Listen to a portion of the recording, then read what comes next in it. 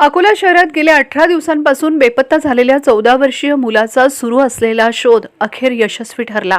अकोला पोलिसांनी अपार परिश्रम घेत 7 तालुक्यात शोध मोहीम राबवत हा मुलगा सुरक्षितपणे पंढरपूरवरून शोधून काढला। 21 दिवसांनी आपल्या आईवडिलांना भेटलेल्या मुलाला पाहून परिसर क्षणभर भावनांनी भरून गेला। उपस्थितांच्या डोळ्यातूनही अश्रू ओघळले। 11 नोव्हेंबरला वडिलांच्या रागामुळे मनात दुखावलेला हा मुलगा घरातून निघून गेला। कुटुंबाने खदान पोलिसात तक्रार नोंदवली होती।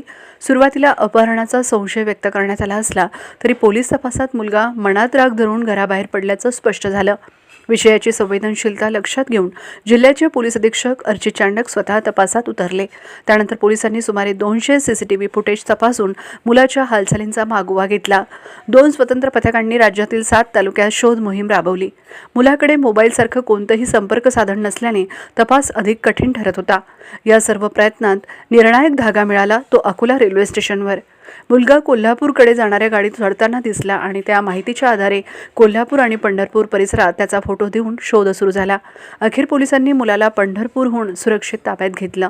आज मुलाला त्याच्या आईवडिलांच्या सुपूर्द केलं गेलं। 21 दिवसांनी आईच्या कुशीत विसावलेल्या मुलाला पाहून आईवडील आणि पोलिसांनाही भावनांचा बांध फुटला। त्या क्षणी सारे वातावरण भावूक झाले। अकोला पोलिसांच्या या अथक प्रयत्नांचं सर्वत्र कौतुक होत आहे। संयम, तंत्रज्ञानाचा अचूक वापर आणि मानवी संवेदना यांच्या आधारे एका कुटुंबाला पुन्हा एकत्र आणणाऱ्या या पोलीस दलाचे नागरिकांकडून मनापासून अभिनंदन केले जात आहे। पहिले सगळ्या पोलीस प्रशासनाचं खूप खूप मनापासून आभार। त्यांनी खूप चांगली भूमिका निभावली, माझ्या मुलाला माझ्यापर्यंत पोहोचून दिलं। त्यांचं मनापासून खूप खूप धन्यवाद। सरांनी जे डिसिजन घेतले, सरांनी जे त्यांच्या टीमला सांगितलं, मी कन्फर्म होते की ते मला माझा मुलगा आणूनच देतील। खूप चांगले भावना आहेत। म्हणजे त्यांनी जो सपोर्ट केला तो खूप छान केला आणि आम्ही निगेटिव्ह गोष्टी तर मनात नाही येऊ दिल्या, पॉझिटिव्हच विचार केला आणि पॉझिटिव्ह रिझल्ट आमच्या समोर आले।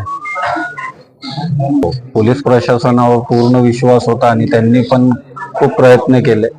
त्यांनी त्यांचा एकदम बेस्ट दिला आणि आमच्याकडूनही आम्ही शक्यतोवर काहीच लपवलं नाही, सर्व काही त्यांना सांगितलं।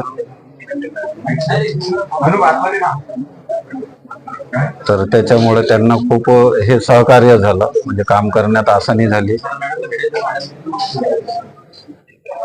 11 नोव्हेंबरला हे मुला काही न सांगता घरातून निघून गेला होता। त्यांना काही वाईट सवय लागली होती, तर त्यामुळे त्यांचे वडील त्याच्यावर चिडले होते की तुला पोलिसांच्या मी ताब्यात देणार। तर ते घाबरला होता, त्यामुळे ते काही न सांगता, आणि ते खूप छोटा मुलगा आहे, 14 वर्षाचा आहे, 9वीचा मुलगा आहे, ते काही न सांगता निघून गेला होता। आम्ही किडनॅपिंगचा केस दाखल केला होता आणि त्याच्यामध्ये आमची पूर्ण टीम सीसीटीव्ही फुटेज त्यांनी शोधणे सुरू केली होती, परंतु आम्हाला त्याच्यामध्ये काही जास्त लीड्स भेटली नव्हती। 17 दिवस नंतर ते परत त्याचे जे आई वडील आहे ते मला भेटले होते SP ऑफिसमध्ये। नॉर्मली 5-10 मिनिट आपण एक व्हिजिटरला देऊ शकतो, कारण की प्रत्येक दिवस SP ऑफिसमध्ये 50-60 व्हिजिटर्स असतात, परंतु खूप संवेदनशील केस होता, सेन्सिटिव्ह होता, त्यामुळे मी स्वतः यांना 1.5 तास दिले होते। परत टीमला बोलवून 2 अजून चांगली टीम्सचा गठन केला होता। त्याच्यानंतर परत आम्ही सीसीटीव्ही फुटेजचा शोधणं सुरू केला होता। याच्यामध्ये LCBची टीम, PI शंकर शेळकेचे खाली, खदानची टीम, SDPO सुदर्शन पाटील आणि पीटर केदारे, मनोज केदारे यांच्या खाली यांनी खूप चांगली तिथे मेहनत घेतली। कमीत कमी 200 विटनेसेस, 200 लोकांचा इंट्रोगेशन आम्ही केला होता। नंतर कमीत कमी 200 ते 300 सीसीटीव्ही फुटेजेस आम्ही शोधले होते।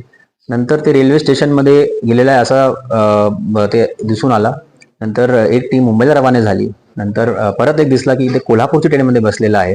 तर कोल्हापूरची ट्रेनमध्ये बसून आमची टीम गेली होती आणि कोल्हापूरपर्यंत प्रत्येक जिल्हा जे येतात, म्हणजे हिंगोली, वाशिम, हिंगोली, परभणी, धाराशिव, सर्व तिथे जे जे काही जिल्हे येऊ शकतात, तर प्रत्येक जिल्हा, असे 7 जिल्ह्यामध्ये टीम उतरली होती। स्टेशनमध्ये बघितलं होतं सीसीटीव्ही फुटेजेस, 1500 किलोमीटरचा प्रवास होता। नंतर असं आढळून आल्यास की ते पंढरपूरमध्ये आहे हे मुलगा, कारण की पंढरपूरच्या एक्झिटमध्ये तो दिसला होता। आणि हे पूर्ण याच्या दरम्यान आमच्याकडे काहीच क्लू नव्हता, आमच्याकडे त्याच्या मुलगाच्याकडे फोन नव्हता, तर आमच्याकडे काही टेक्निकल एव्हिडन्स सुद्धा नव्हते। तरी सुद्धा पंढरपूरमध्ये 2-3 दिवस आमची टीम थांबली होती। तिथे भरपूर त्याचे फोटो व्हायरल केले होते, लोकांना दाखवला होता।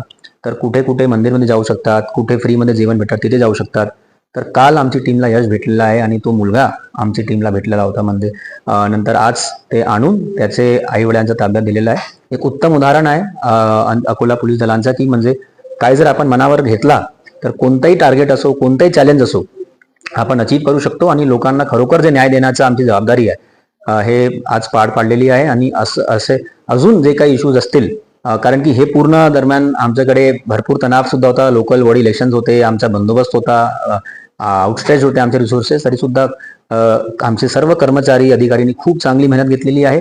आणि आज खरोखर खूप आनंद वाटलेला आहे. म्हणजे त्यांचे आई वडील यांना बघून ते खूप समाधानी आहे. आणि असंच आम्ही काम करत राहणार. आणि फक्त एक लोकांनी संयम ठेवायचा आहे. नक्कीच जे जे काही शक्य असेल आम्ही नक्कीच करू.